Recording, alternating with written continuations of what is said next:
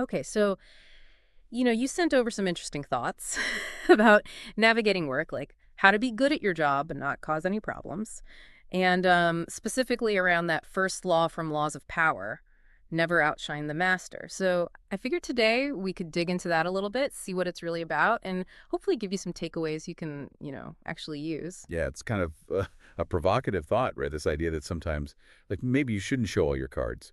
And the source material, it digs into those power dynamics. It really wants us to think, beyond just being good at stuff, but like how those above us see our competence, how that plays out. Yeah, for sure. It's not saying to like dumb yourself down or anything. It's more about being, well, I guess, smart about how you come across to your boss, a teacher, anyone higher up, really. And the big idea, I think, is to avoid making them feel, I don't know, less than or like the law says outshined. Exactly. It's like, think about playing a game with a friend, right? If you're always winning, never letting them get a point, they're going to stop wanting to play. So the source is saying, if you think about that at work, if you're always, I don't know, overshadowing your boss, even by accident, it might not go so well for you. Makes sense. And the source gives some good examples like that whole school teacher thing. Imagine a student who's always got the answer, even stuff way beyond the class. And the source wants us to think about it from the teacher's side.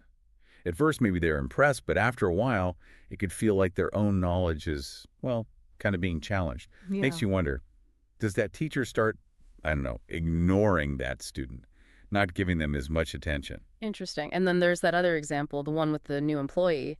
They solve some big problem right away. Everyone's praising them. The CEO's all happy. Yeah, but the source is hinting at something deeper there. Like, sure, the CEO's happy on the surface, but maybe underneath there's this feeling of, I don't know, insecurity. Like, wait, am I not the problem solver here? And that, the source argues, could create some sneaky problems for that new employee later on. So it's almost like being too good can backfire. So what's the right way to play it, according to this source? The source is big on making those above you feel secure. Like they're the ones in charge.